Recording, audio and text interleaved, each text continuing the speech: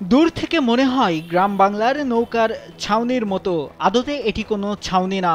আবার অনেক সময় মনে হয় বোমার বিস্ফোরণ থেকে বাঁচতে মাটির নিচে যে বাংকার বানানো হয় সেটি যেন খোলা মাঠে পড়ে আছে, যা নিয়ে মানুষের মাঝে কৌতূহলের শেষ নেই।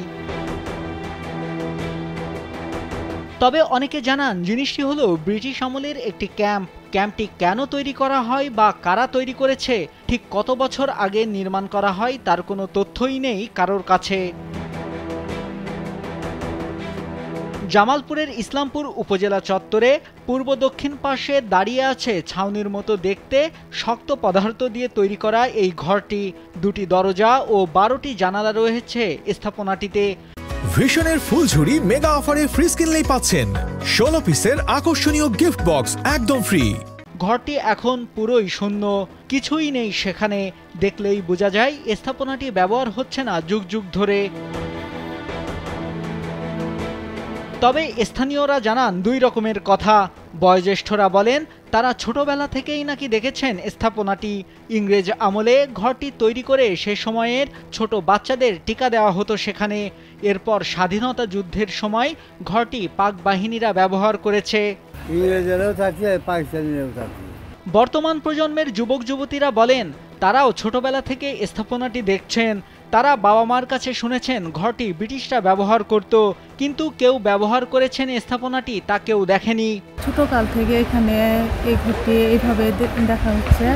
আমার বাবা মার কাছে শুনেছি যে এটা ব্রিটিশরা ব্যবহার করত, কিন্তু আজ পর্যন্ত এই ঘরের কোনো ব্যবহার দেখিনি আমি। তৎকালীন আমলে ঘরটা ছিল অত্যাধুনিক ঘর। এখানে আমরা আমাদের বাপ চাচা দাদাদের কাছে শুনেছি এই ঘরে কিছুদিন যে ব্রিটিশরা ছিল, ইংরেজরা ছিল, তারপরে 71 সালে পাকিস্তানে কিছুদিন ছিল, তারপর থেকে ঘরটা এইভাবেই পড়ে আছে। আমি জানি না যে ঘরটা কিসের জন্য, অনেকবার দেখতে আইছি, ভিতরে দেখি, কিন্তু আমাদের সিনিয়র মুরব্বী থেকে শুনি যে এই ঘরটা অনেক ব্রিটিশ আমল থেকে, অনেক দিন আগের থেকে। ইসলামপুর উপজেলা নির্বাহী কর্মকর্তা মোহাম্মদ তহিদুর রহমান বলেন কে বা কারা তৈরি করেছে তা তার জানা নেই। তবে স্থাপনাটি সংরক্ষণে প্রয়োজনীয় উদ্যোগ নেওয়ার আশ্বাস দেন তিনি। উপজেলা পরিষদের অভ্যন্তরে একটি স্থাপনা রয়েছে যেটি নিয়ে অনেক ধোঁয়াশা রয়েছে। এলাকাবাসীর ভাষ্যমতে হয়তো স্থাপনাটি ব্রিটিশ আমলের, আবার অনেকেই বলছে এটি পাকিস্তান পিরিয়ডের।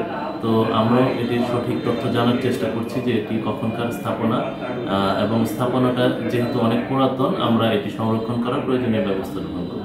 স্থানীয়দের দাবি ব্রিটিশ আমলের এই স্থাপনাটি দ্রুত সংস্কার করবে প্রশাসন।